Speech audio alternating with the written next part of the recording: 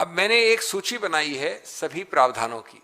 ये बीएनएस के प्रावधान है, ज्यादातर हमको भी याद नहीं है, पुराने इसके प्रावधान थे आईपीसी में। अब 121 voluntarily causing hurt and grievous hurt, 132 assault or criminal force to deter a public servant. Mark my words, huh? Voluntarily causing hurt, grievous hurt to a public servant.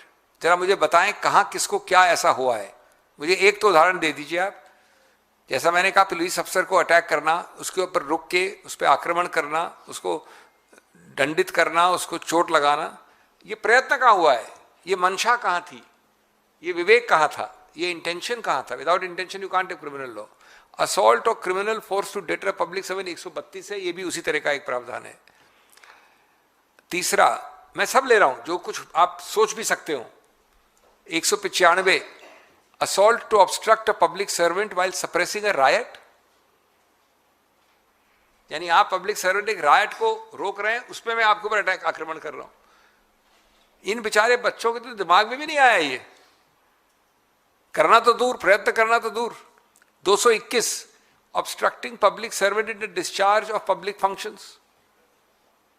हाँ, मैंने हमला किया, मैंने विरोध किया, मैंने आपको ऑब्स्ट्रक्ट कहां किया, विरोध कहां किया, बल्कि आपने पकड़ के मेरे को बाहर ले गया, मैं कुछ नहीं कर पाया।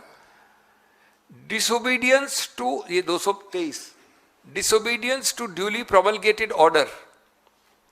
कौन सा ड्यूली प्रोमलगेटेड ऑर्डर है? हाँ, ये मान सकते हैं आप कि वहां पर 144 शायद हुआ हो, तो इसके लिए आपने ये चार्जेस लगाने की आप बात कर रहे हैं। कहीं मैं पढ़ता हूं आतंकवाद, कहीं मैं पढ़ता हूं देशद्रोह, कहीं मैं पढ़ता हूं assault. 190 member of unlawful assembly guilty of offence. कई लोगों को कॉन्स्पिरेसी की चार्ज में पकड़ा गया है क्योंकि वो वहां थे नहीं। मैं वहां था नहीं, मेरे जैसा कि राहुल गांधी जी ने कहा, बब्बर शेर वहां पर कुछ कह रहे थे, आपके हिसाब से गलत तरीके से, हमारे हिसाब से सही तरीके से।